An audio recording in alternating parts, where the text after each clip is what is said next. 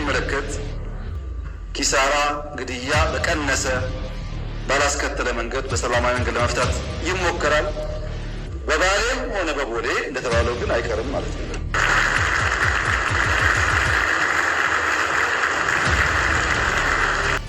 የኛንና የኤርትራን ጉዳይ ላንሳ። አንዳንድ ሰዎች በኢትዮጵያና በኤርትራ መካከል ችግር የተፈጠረው የኢትዮጵያ መንግስት የቀይ ባህር ጥያቄ ስላነሳ ነው ብለው ይላሉ፣ ያስባሉ፣ ይተነትናሉ። ግን አይደለም። ኤርትራ እንደምታውቁት ተደጋጋሚ ጊዜ የአባይ ግድብ በአሜሪካ ገንዘብ ላይ የተገነባው በውጭ ሀገር ድጋፍ ነው የሚሉ ነገሮች በጣም ብዙ ጊዜ ሲወሩ ሰምታል። ነገር ግን ዛሬ ጠቅላይ ሚኒስትር ዶክተር አብይ አህመድ እንደተናገሩት ከሆነ የአባይ ግድብ የተገነባው ሙሉ ለሙሉ ጠቅላይ ሚኒስትሩ እውነታው ተናግረዋል። ጠቅላይ ሚኒስትር አብይ አህመድ በዚህ ሰዓት እያደረጉት ባለው ንግግርም ህዳሴ ግድቡ በማን ገንዘብ እንደተገነባ እንግዲህ የትናየት እንዴት ነሽ? ደህና ነሽ? ሁሉም ነገር እንዴት ነው? ማይ ጋድ very nice. Thank you so much. Thank you. መቀራረብ አልችልም ብዙ ስላልሽ። ዋው ጋይስ የሚበራ የማርያም ስዕል ያመጣችልኝ። ሰላም ጤና ይስጥልኝ። ወደና የተከበራችሁ የንቁሃን ሚዲያ ቤተሰቦች እንደምን አላችሁ? እንደምትቆያችሁ እኔ አለሁ እግዚአብሔር ይመስገን። ባላችሁበት ሰላም ክርስቶስ ይብዛላችሁ። ትዳችሁ ውድ ወይሶቻችን በድጋሚ ሰበር በሆነ አዳዲስ መረጃ ተመልሼ መጥቻለሁ። በዛሬ ቪዲዮ የምንመለከተው እንግዲህ ጠቅላይ ሚኒስትሩ በባልም በቦሌም አይቀርም የሚል ንግግራቸው ምክር ቤቱን አባል ስሜታዊ አድርጎ ያስጨበጨበ ጉዳይ ሆኗል። የሚያሉበት ምክንያት የቀይ ባህር የባለቤትነት ጥያቄ ጉዳይ ነው።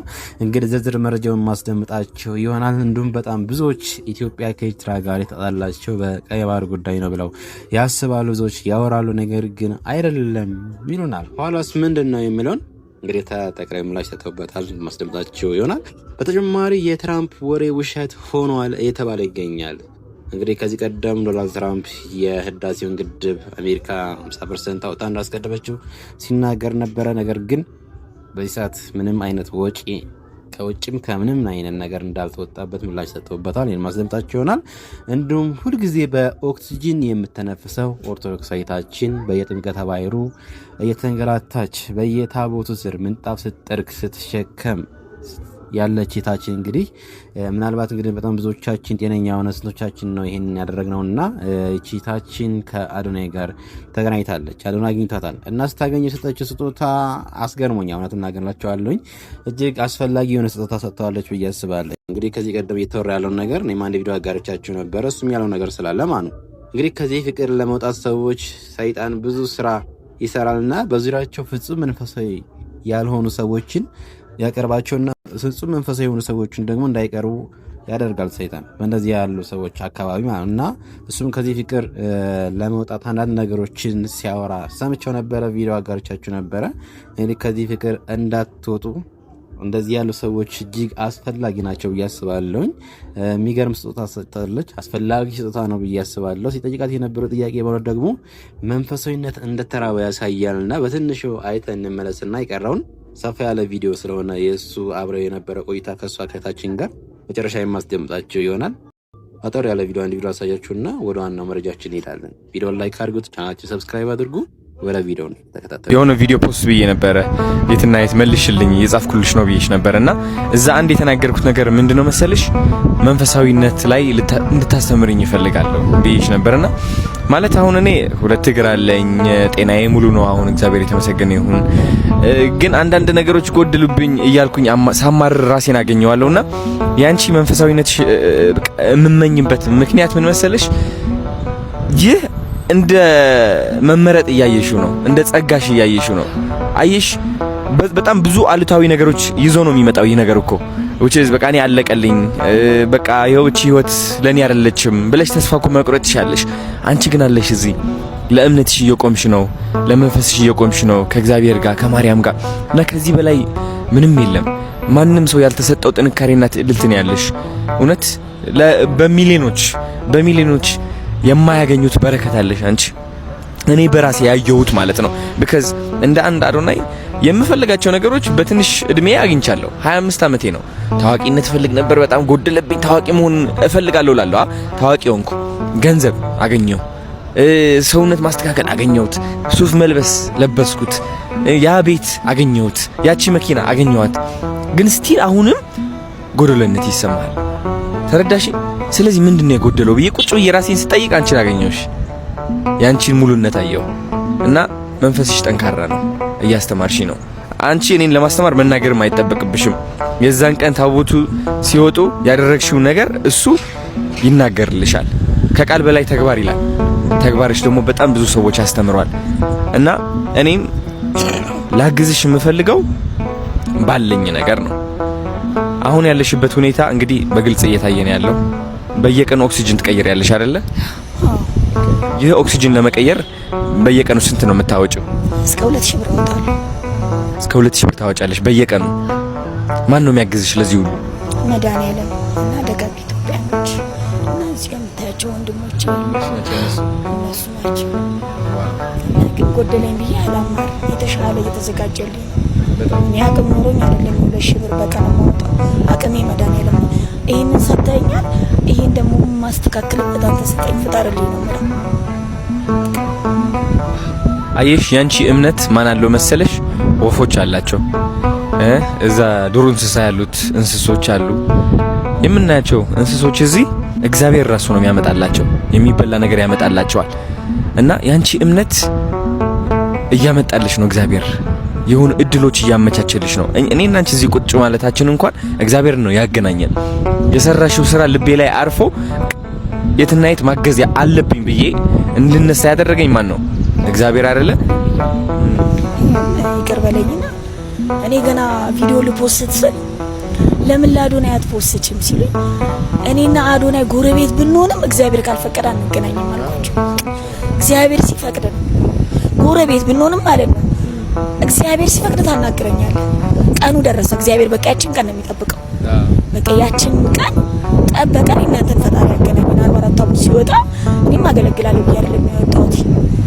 እኔ ቸር መድኃኒዓለም ነው የሚያገለግለው። ኦኬ እንዳያችሁት ነው አዶናይና የትናይት እንግዲህ ታውቋታላችሁ። በየጥምቀተ ባሕር ኦክስጂን ይዛ ብዙ ነገር ስትሰራ የነበረች ታችን ናት። እውነት ለመናገር ቃላት የለኝም እሷን ለመግለጽ እና እዚህ ጋር አንድ ነገር ማለት እፈልጋለሁ። ሙሉ እንድትሰሙት ነው ቀንጨብ አድርጌ ያስደመጥኳችሁ። አሪፍ ቆይታ አላቸው። መጨረሻ የማስደምጣቸውና እጅግ አስተማሪ የሆነ ቆይታ አላቸው በሁለቱ እህትና ወንድሞቻችን። አዶናይ ከዚህ ቀደም መንፈሳዊነት እንደተጠማ አንድ ቪዲዮ ፖስት ካደረገ በኋላ አንድ ቪዲዮ አጋርቻቸው ነበረ። እንግዲህ በዚህ ሰዓት እጅግ የሚያስፈልገውን ሰው አገኝቷል ብዬ አስባለሁ። ይህንንም ያልኩት አንድ ኦርቶዶክሳዊ ወንድም መንፈሳዊ ህይወት ከተጠማ ኦርቶዶክሳዊነትን ማወቅ ከፈለገ የሚያስፈልገው ኦርቶዶክሳዊ ምእመን እና ኦርቶዶክሳውያን መምህራን ብቻ ናቸው እንጂ ሌላ ቤተ እምነት ሰዎች በዙሪያው ካሉ እነሱን የሚጠይቅ ከሆነ ፍጹም ስህተት ወዳልሆነ ቦታ ነው ገደል ይዘውት የሚገቡትና ስለዚህ ፍጹም ጥንቃቄ ማድረግ አለብን ብዬ አስባለሁ። ለዛ ነው የሚገባውን ሰው አግኝቷል ብዬ የማስበው። ከዚህ ቀደም መንፈሳዊነት ተጠምቻለሁ እያለ ሲናገር ነበረ። በዚህ በቃላት ላይም ደግሞታል እንደሰማችሁትና ሙሉም ማስደምጣችሁ ይሆናል። አሪፍ ቆይታ አለ፣ ብዙዎቻችን ያስተምራል ብዬ አስባለሁ ይህ ቪዲዮ። ነገር ግን አሁን የምንሄደው ወደ ጠቅላዩ እንሄዳለን። እጅግ አነጋጋሪ ምላሽ ሰጥተዋል በፓርላማው ላይ። ቪዲዮ አይተን እንመለስ። የኤርትራን ጉዳይ ላንሳ። አንዳንድ ሰዎች በኢትዮጵያና በኤርትራ መካከል ችግር የተፈጠረው የኢትዮጵያ መንግስት የቀይ ባህር ጥያቄ ስላነሳ ነው ብለው ይላሉ፣ ያስባሉ፣ ይተነትናሉ። ግን አይደለም። ኤርትራ ከተፈጠረች ዘመን ጀምሮ በኢትዮጵያ መንግስትና በኤርትራ መካከል ኢሹ ነበረ። ታውቃላችሁ። እኛ ከመጣን በኋላ አያስፈልግም ይቅርብን ብለን ሞክረናል። 5 ዓመት ለምነናል።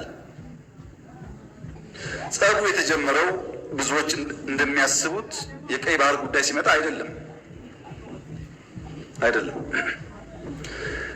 በትግራይ ውጊያ ሲጀመር የመጀመሪያው ዙር ውጊያ ሽሬ ካስለቀቅን በኋላ የኤርትራ ጦር ከኋላ ተከትሎ ሽሬ ገብቶ የአንዳንድ ሰዎችን ግለሰቦች ቤት ማፍረስ፣ ፎቅ ማፍረስ ሲጀምር ጸብ ተጀምሯል። አልተነገርንም እንጂ አክሱም ይዘን ስናልፍ አክሱም ገብቶ ወጣቶች በጅምላ ሲረሽን ጸብ ተፋፍሟል። አድዋን ይዘን ስናልፍ አድዋ ሄዶ ፋብሪካዎች ሲፈታታ ሲሰርቅ ጸብ ተጋግሏል። አዲግራት ደርሰን የመድኃኒት ፋብሪካውን የሚነቀለውን ነቅለው የማይነቀለውን ሲያፈራርሱ ጸቡ ጫፍ ደርሷል። ግን የኢትዮጵያ መንግስት ያኔ በዚህም ለመዋጋት ብቃት አልነበረው። ውስን ኃይል ነበረ። ሽሬን ከያዝን በኋላ ያጠቃነውን ጣት እንከተል ነበር እንጂ የያዝነውን ቦታ እያጸናን አንሄድም። ይህ ጉዳይ የተከበረው ምክር ቤት ለዛሬ ዋጋ የለውም። ለታሪክ ማንሳት የምፈልገው ጉዳይ አክሱም ወጣቶች ሲገደሉ፣ አድዋ ሲዘረፍ፣ አዲግራት ሲዘረፍ በርካታ ኢንቮይ ወደ ኤርትራ ልኬያለሁ። የላኳቸው ሰዎች ገሚሱ አሁን ከኛ ጋር የሉ። ለምሳሌ ክቡር አቶ ገዱ ያኔ የውጭ ጉዳይ ሚኒስትር ነበሩ። ከአንዴም ሁለቴ ኤርትራ ልኬያቸዋለሁ። የላኳቸው የትግራይን ህዝቤን አታገሷቅሉ፣ ሀብቱን አትዝረፉ፣ ጸቡ ከቲፒኤልኤፍ እንጂ ከትግራይ ህዝብ አይደለም የሚል ነው። አቶ ገዱ አሁን እኛ ጋር የሉ፣ ግን ክር አላቸው፣ ህሊና አላቸው። ዛሬ ቢደብቁ በታሪክ ውስጥ ይወጣል። ለምን ጉዳይ እንደተነጋገሩ እሳቸውም ያውቃሉ፣ ሻዕቢያም ያውቃል፣ እኛም እናውቃለን። አሉ አልሞቱም። እሳቸው አክሰስ ይደረጋሉ፣ ሊናገሩ ይችላሉ። ለክራቸው ሲሉ ለእምነታቸው ሲሉ ማለት ነው። ለምን ጉዳይ እንደሄዱ በእሳቸው መፈታት ሲያቅተው አቶ ደመቀ ልክ ያለው አቶ ደመቀ አሁን እኛ ጋር የሉ፣ በህይወት ስላሉ ለእምነታቸው ለሌላቸው ሊጠየቁ ይችላሉ። ለምን ጉዳይ እንደሄዱ ያውቃሉ። ከእነሱም ውጭ አሁን ሲስተም ውስጥ ያሉ 2-3 ሰዎች ልክ ያሉ። ታስታውሱ ከሆነ መቀሌ ልንገባ ጥቂት ሲቀረን የ3 ቀን አልቲማተም ብለን አውጀን ነበር። ብዙ ሰው ሚስቱ አልገባው። የቸገረን እኛ ሽሬን ስለቅ ከኋላ ይገባሉ፣ አክሱም ስለቅ ከኋላ ይገባሉ። አሁን መቀሌ ስንገባ ደግሞ ገብተው ትልቁን ከተማ ዳሜጅ ያደርጋሉ ብለን ከእነሱ ጋር ከአሁን በኋላ ከወቅሮ እናልፋለን ብትሉ ወያኔ ትተን ወደ እናንተ ነው የምንዞረው ውጊያ ብለን ውቅሮ ላይ የሚጠብቅ ፎርስ አስቀምጠን ነው መቀሌ የገባ ነው፣ እንዳያልፉ ማለት ነው። ይሄ ጸብ ተፋፍሞ ሄዶ የፕሪቶሪያ ስምምነት ሲፈረም እንዴት ቲፒኤልኤፍ ሳይጠፋ እንዴት ትግራይ ሳይወድም ፊርማ ይደረጋል በሚል ነው የመጨረሻ ጫፍ የደረሰው ጸቡ። ከዚህ ኃይል ጋር ነው እንግዲህ አንዳንድ የቲፒኤልኤፍ ሰዎች ሆነው ኢትዮጵያን ለማፍረስ እንስራ ያሉት። የትግራይ ህዝብን የሚጎዳና የሚጠቅም ነገር ይሄ መንግስት ነው የሰራው ወይስ ቲፒኤልኤፍ? ሁሉም ቲፒኤልኤፍ ላይሆን ይችላል። አክራሪ ቲፒኤልኤፍ በሚል ሊወሰድ ማን ነው የሚለውን ዛሬ ብዙ ኢሞሽን፣ ብዙ ፕሮፓጋንዳ፣ ብዙ ውሸት ስላለ ችግር የለውም። ነገ ግን ታሪክ ያወጣዋል። ቀይ ባህርን በሚመለከት በተደጋጋሚ አንስቻለሁ።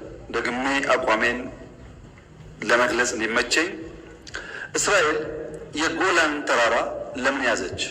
እስራኤል የጎላን ተራራ ያዘችው ለናሽናል ሴኩሪቲ፣ ለህልውናዬ፣ ለኤግዚስተንሲ ችግር ያጋጥመኛል ብላ ስላመነች ነው። ኢትዮጵያ የባህር አክሰስ አያስፈልጋትም ብሎ የሚያምን አይገባትም ብሎ የሚያምን ሰው አንድ ተፈጥሯዊ ህግ የሳተ ይመስለኛል። ሰው ይወለዳል፣ ሰው ያድጋል፣ ሰው ያረጃል፣ ሰው ይሞታል። ይሄ ተፈጥሮ ነው። ቀይ ባህር እና ኢትዮጵያም እንደዚሁ ናቸው። በሆነ ጊዜ ማርጀት፣ በሆነ ጊዜ መድከም ቢኖርም ቀይ ባህርና ኢትዮጵያ ለዘላለሙ ተነጣጥለው መኖር አይችሉም።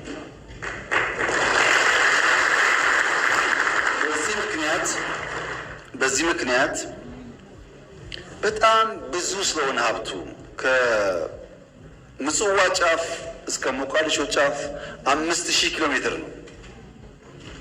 በጣም ትርፍ ነው። ካለነው አካባቢ በላይ ነው ጥቅሙ። ከ5000 ውስጥ 20 ሚሊዮን ገደማ ሶማሌ፣ የተወሰነ ሚሊዮን ጅቡቲ፣ የተወሰነ ሚሊዮን ኤርትራ፣ በድምሩ 25 ሚሊዮን ገደማ ያሉት 5000ን ይዘውታል። 130 ሚሊዮን ህዝብ ያለት ኢትዮጵያ የጠየቀችው ግን 50 ኪሎ ሜትር ነው። ይሄ ፍትህ ካልሆነ ዓለም ላይ ፍትህ የለም ማለት ነው። የጠየቅነው ደግሞ ገለን ቀምተን አይደለም። የፈለገ ሰው በአፍሪካ ትልቁ ግድብ የኢትዮጵያ ግድብ ነው። ክብር ምስጋና የኢትዮጵያ ሕዝብ ይግባና ትልቁን ግድብ ገምቶልናል። ከዛ 15-20% ሼር ወስዶ ለኢትዮጵያ አክሰስ መስጠት ይቻላል፣ በቢዝነስ ህግ ማለት ነው። የለም ግድብ ከበደኝ ከተባለ በአፍሪካ አንደኛው የአየር መንገድ የኢትዮጵያ አየር መንገድ 5-10-20% ወስዶ አክሰስ መስጠት ይቻላል። ያ ካሁንስ ሊዝ ይቻላል። ያ ካሁንስ የላንድ ስዋፕ ይቻላል። በሰላም በንግግር ይቻላል። የኢትዮጵያ መንግስትና ህዝብ ቀይ ባህርን አክሰስ ለማድረግ ሰው ልግደል አላለም ያለው። ባካችሁ ናቹራል ነገር አይደለም እየሆነ ያለው፣ አያዋጣም እና በስምምነት በገበያ ህግ ሳንጠፋፋ አብረን ለማደግ በድርድር እንፍታው ነው።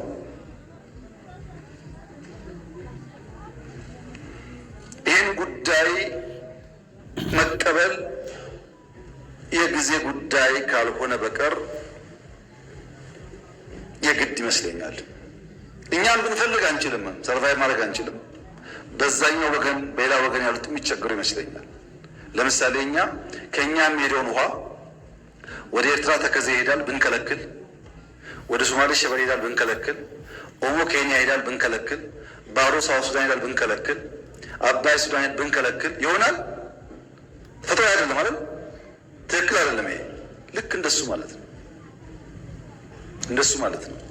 እኛም ማጋራት አለብን፣ እነሱም ማጋራት አለባቸው። እኛም ማገዝ አለብን፣ እነሱም ማገዝ አለባቸው። ተያይዘን ማደግ አለብን። ይኸውላችሁ የተከበራችሁ ምክር ቤት አባላት፣ አሰብ ላይ የኢትዮጵያ መንግስት ፖርት ገነባ፣ ኤርፖርት ገነባ፣ መንገድ ገነባ፣ ሪፋይነሪ ገነባ እና ተጋጨን። እዛ ቀረ ሀብቱ። ስንታረቅ ኤርትራውያን ከ20 ዓመት በኋላ መጥተው በኢትዮጵያ ፍርድ ቤት ቆመው ቤቴን መልሱልኝ፣ መሬቴን መለስልኝ ወሰዱ። ለምን? ታረቅና። በግለሰብ መጥተው ያኔ የተባበሩ ኤርትራውያን ቦታቸውን ወሰዱ። ታዲያ የኢትዮጵያ መንግስት ሪፋይነሪውን፣ ፖርቱን፣ ኤርፖርቱን ቢወስድ ከዚህ አንጻር እንዴት ነው የሚታየው? እኛ ስጡን ብቻ አላልንም። እኛም ጋር የቀረ ነገራችን ውሰዱ፣ ያጠፋውን ይቅርታ አድርጉ።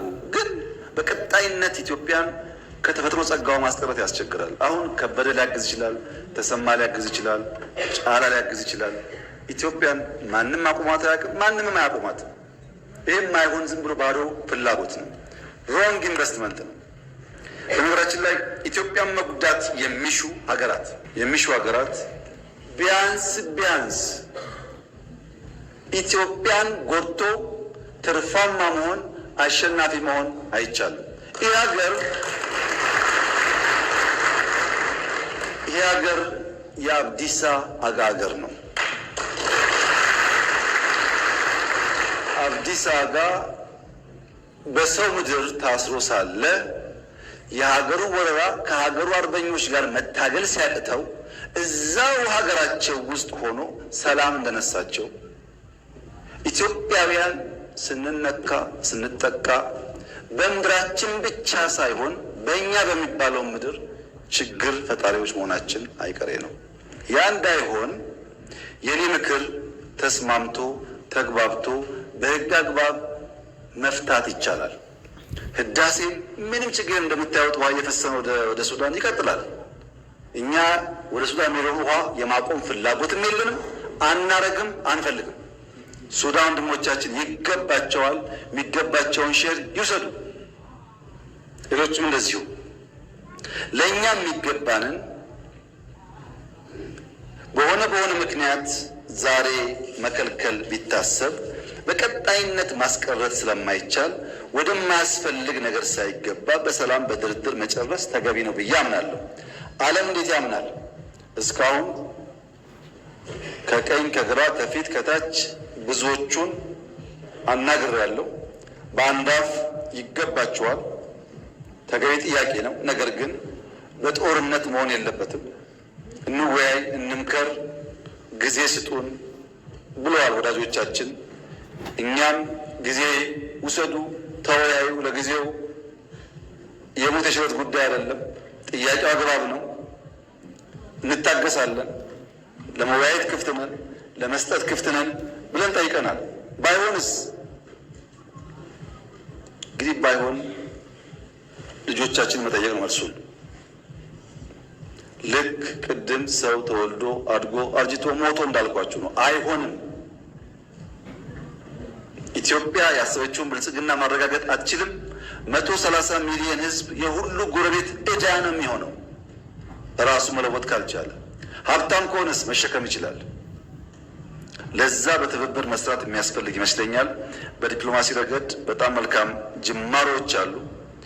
በሎ ኢንፎርስመንት ቁመና ግንባታ በጣም መልካም ጅማሮች አሉ። በናሽናል ኢንትረስት መግባባት ላይ መልካም ቁመናዎች አሉ። እነዚህ ጉዳዮች በጊዜው ፍሬ ያፈራሉ የሚል እምነት አለኝ። ለዚያ በትዕግስት በጥበብ በማስተዋል ኪሳራ፣ ግድያ በቀነሰ ባላስከተለ መንገድ በሰላማዊ መንገድ ለመፍታት ይሞከራል። በባሌም ሆነ በቦሌ እንደተባለው ግን አይቀርም ማለት ነው።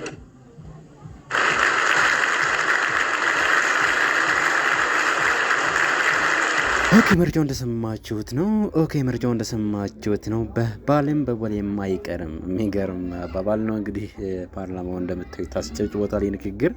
አሁንም ማስደምጣችሁ በትራምፕ ጉዳይ የወጣው መረጃ ነው። ጠቅላይ ሚኒስትሩ እውነታው ተናግረዋል። ጠቅላይ ሚኒስትር አብይ አህመድ በዚህ ሰዓት እያደረጉት ባለው ንግግርም ህዳሴ ግድቡ በማን ገንዘብ እንደተገነባ እንግዲህ በይፋ ተናግረዋል። ለህዳሴ ግድብም 1 ብር ብድርም ሆነ እርዳታ አልተቀበልንም ሲሉ ተናግረዋል።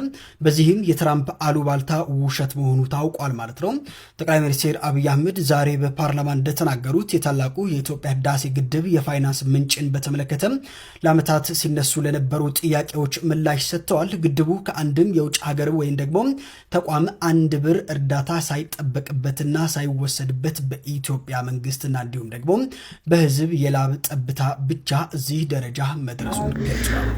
ኦኬ እኛው መረጃ እንግዲህ ዶናልድ ትራምፕ ህዳሴ ግድብ ዙሪያ ላይ እያወጣ ያለው መግለጫ ብዙዎቻችሁ ሰምታችኋል ብዬ አስባለሁ። ምንም አይነት ገንዘብ እንዳልወጣ እንግዲህ የተናገረ ነው ያለው ጠቅላይ ሚኒስትር ዶክተር አብይ አህመድ ማለት ነው።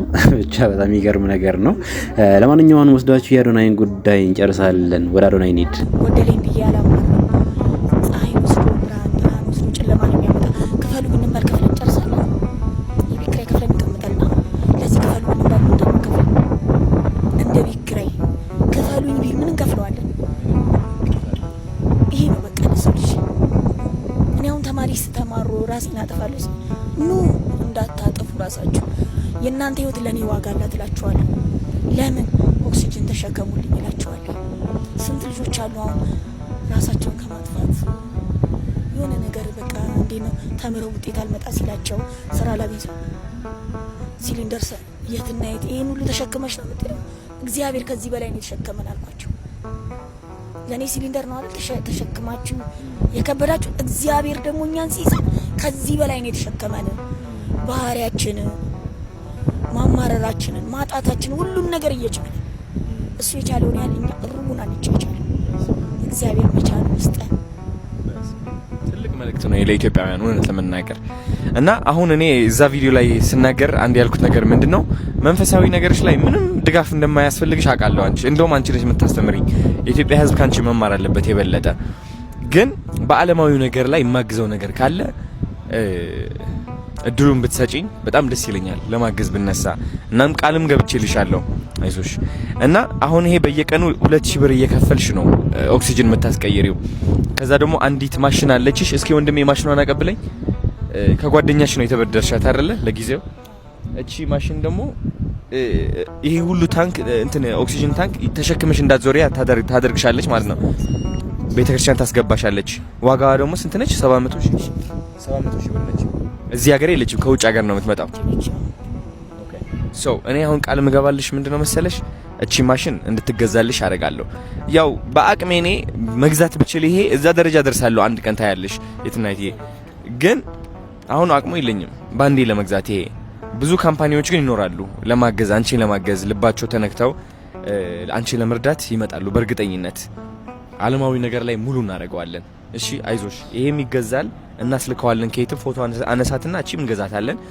ከዛ ደግሞ ይሄኛው ለምንድን ነው የሚያስፈልገው? ቤት ውስጥ ስትሆኝ ብቻ ቤት ውስጥ ግዴታችን ብትኖር ግዴታ ይሄ ኦክሲጅን አይቋረጥ። ትልቅ ኦክሲጅን አለሽ ቤት ውስጥ? አሁን ሲሊንደሮች አሉ፣ 6 ሲሊንደሮች አሉ። እስኪ አሁን ትልቁ ሲሊንደር ስንት ነው ለመሙላት ኦክሲጅን? እሱ ለስንት ያገለግልሻል? መጀመሪያ ትልቁ እኔ ያለሁበት አካባቢ ኦክሲጅኑ የለም። እሺ ኦሬዲ ድሬዳዋ ላይ እንጂ ማስሞላ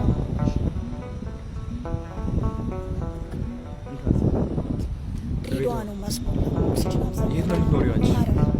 ከሀረር ወደ ድሬዳዋ ስንት ሰዓት ነው መንገዱ? የ1 ሰዓት 1 ሰዓት ተኩል 2 ሰዓት ይሆናል። በየቀኑ 1 ሰዓት ተኩል ነው ወይስ ሰው ትልክ ያለሽ ነው? ሲሊንደሮቹን እንዳለ ሲሆኑ ሲጠራቀሙ ማለት ነው እልክና በሁለተኛ ቀን ይመጣልኛል። እስከዛ ኤሌክትሪክ አለች ፖርቲሰብል የምትባል ጀሪካን ማለት ነው። እሷን እጠቀማለሁ። ወይንም ህይወት ፋናም እግዚአብሔር ይስጣቸው እነሱም ሲመጣ ያመጡልኛል እንጂ አብዛኛው ከድሬዳዋ ነው ማስመጣው ባለውበት ደረጃ ማለት ነው። እሱን ለማስመጣት መኪና 6000 ብር ከፍላለሁ ለማስመጣት አንዷን ሲሊንደር 3 ሲሊንደር አሁን 2500 ብር ያስሞላል። አንድ ላይ ለማምጣት እስከ 8000 10,000 ብር እንፈጃለን። አንድ ላይ ለማምጣት ማለት ነው ለመኪና ማለት ነው። እና ግን እግዚአብሔር የተመሰገነ መድኃኒትም ራሱ ወስደው ራሱ መድኃኒት አሁን ባለፈው አላየከውም እንጂ ቪዲዮ ላይ ይህንን ነው ምዕመናኑ ያየው። እጄ ላይ ካኑላ ነበር መድኃኒት እየወሰድኩ ነው ያገለገልኩት። ያቺ መርፌ እንኳን ቤት አልገደበች። ምክንያት እግዚአብሔር ያቺን ቀን እንዳይፈቀደልኝ እሱ ነው። ያቺን ቀን እኔም ደግሞ ከምዕመናኑ ጋር ሆኜ ደስተኛ መሆን አለብኝ። እንዴት ነው መጀመሪያ ስም ማን ልበል? እኔ ናቲ። እሺ ከዚህ በፊት ምን ነበር የምትሰራው? እኔ ያው ባጃጅ ሾፌር ነኝ። አሁንም እንደዛ ነው የምትሰራው? አዎ። የራስህ ባጃጅ አለ ነው? ኧረ አይደለም፣ ያው አሉ እዛው ሀረርና የእነሱን ባጃጅ ነው ይሰው እየተበደርክ ማለት ነው። ከዛ ትከፍላቸዋለህ ምናምን? አዋ የቀን ገቢ ስለሚኖር ገቢ ታስገባለህ። ከዛ የቀረውን ደግሞ ትርፍ ለራስህ ትወስዳለህ። አሁን ግን እሱ ስራ እየሰራ አይደለም? አይደለም። የትናየት ብለህ? አዎ ያው ከሷ ጋር ነው የምንለው። እሷን ኦክሲጅን ስናገዝ ምን ስንል ስለምን አይመቻችም። ባጃጅ ስራ ደግሞ ከጀመር ቀኑ ሙሉ ነው የምትለው ባጃጅ ላይ። ስለዚህ ቀኑ ሙሉ ባጃጅ ላይ ሙሉ ከሆነ እሷን የምናግዝበት ጊዜ አይኖርም። ለዛ ያው ለጊዜው አሁን ባጃጅ እየሰራ ነው። እንዳጋጣሚ ሆኖ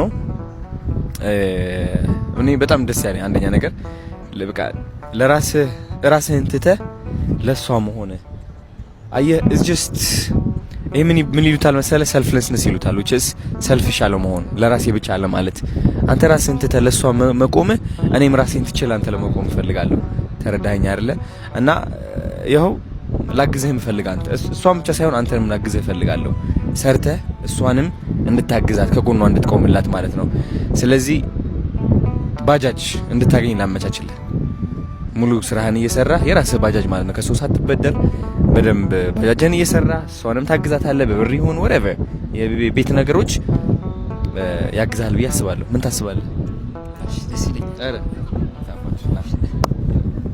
የኔ አባት እንግዲህ ለሱ ባጃጅ እናመቻቻለን ሀረር ላይ ሆኖ የሚሰራው ወይም ኦክሲጅን ለማመላለስ የሚያግዝ ከሆነ እንትን ማድረግ ትችላለህ አይደለ ያግዛሃል አዎ አሜዚንግ በቀን ስንት ይሰራል ግን ባጃጅ ሀረር ባጃጅ እንዳየሩ ነው ያው እስከ 2000 ይሰራል ከሌለም ደግሞ እስከ 1500 እስከ 1000 ይሰራል እንዳየሩ ነው እንደ ቀኑ ነው ችግር የለውም እናመቻቻለን ስለዚህ ለወንድማችን ማለት ነው አንድ ባጃጅ እንዲያገኝ ሀረር ሆኖ እንዲሰራ ለሱ አንድ ባጃጅ እናመቻቻለን የትና የት ላንቺ ደግሞ ማለት ነው ያው ጋዝ ታንኮቹ አሉ አዎ እሱ አሁን የኦክሲጅን የምናስሞላበት ወጪ ከቨር የምናደርግበት መንገድ አፈላልጋለሁ ከዛ በኋላም ያቺ እቃ የሚያልሻት 700,000 ብር እሱ የሚያግዘን ካምፓኒዎችም እንፈልጋለን ማለት ነው ስለዚህ እንግዲህ ይህ ጥሪ ለእናንተ ነው ብዙ ደጋግ ካምፓኒዎች እንዳላችሁ እርግጠኛ ነኝ ስለዚህ ወንድማችን ይኸው ባጃጅ ይነዳ ነበር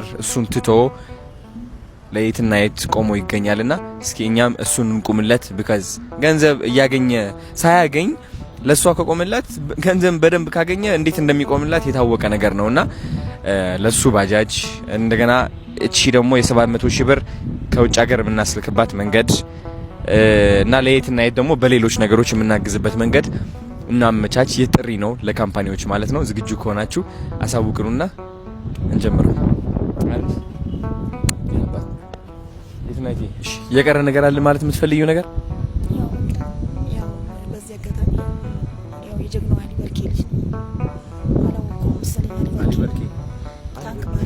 ታንክ ማራኪ ኦኬ ሶማሌ ጦርነት ነፃ ያወጣው ማለት ነው። ኦኬ ዋው ሶማሌ ነፃ ያወጣው ታንክ ማራኪ እዛ ገጣሚ ያልበርኪ ልጅ ነው። የሪበርኪ ልጅ ነሽ አንቺ? ልጁ አረ የወለድሽ ያገርባለታው ያገርባለታ ልጅ ነኝ። እዚህ ደግሞ የሁለት ልጆች እናት ነኝ። ሳክሽን ስለማልችል እግዚአብሔር ደግሞ ያኖራል። እግዚአብሔር ጋር እንደምትረዳ ተስፋ አለኝ። እግዚአብሔር ያግዛል። ጋይስ ስጦታ ይሄው የትናይት ቴንክ ዩ ሶ ማች ልክፈተው አሁን ይከፈት ትላለች። እስኪ እሺ አረ በስመ አብ ምንድን ነው ዋንጫ ነገር ይመስላል።